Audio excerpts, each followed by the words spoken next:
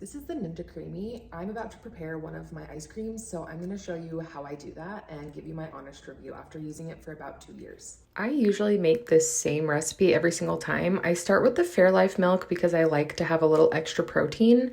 I fill it to just below the max fill, and then this is the Jello pudding sugar-free mix. This is something that was recommended by a lot of people to put in for texture. I have noticed a difference for sure using it, and then I use the Clean Simple Eats protein powder, just the Simply Vanilla. I like making a vanilla base. After using a milk frother, I do put it in the freezer because it does have to sit for 24 hours. So after that time, this is what it will look like.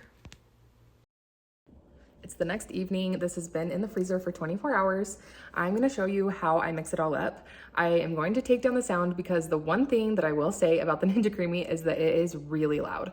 You can get covers to like put over it to kind of mask the sound, but it's pretty loud. It's louder than your standard blender. Otherwise, really awesome. I'm gonna show you my next steps here.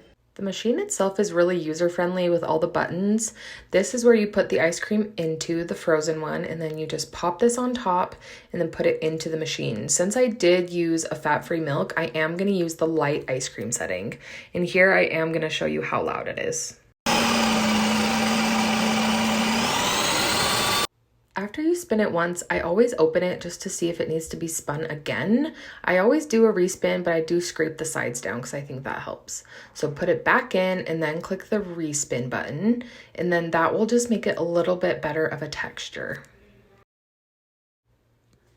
When you do a respin, sometimes you do need to add a little bit more liquid. This one was pretty perfect, so I did not need to do that, but I am gonna do my mix-in. I usually do the Oreo thins because that's what tastes the best for me, and that's pretty much my hyperfixation food. So I'm gonna put those in and then hit the mix-in button. Another thing that I do love about this is that all the parts I can just throw in the dishwasher on the top rack. That is also very helpful. I really love the consistency that this makes. You can kind of change the consistency based on the settings and also what you're mixing in, but this is how I like mine. It is really true to an ice cream texture. That's my Ninja Creami routine. I do this combination almost every single time.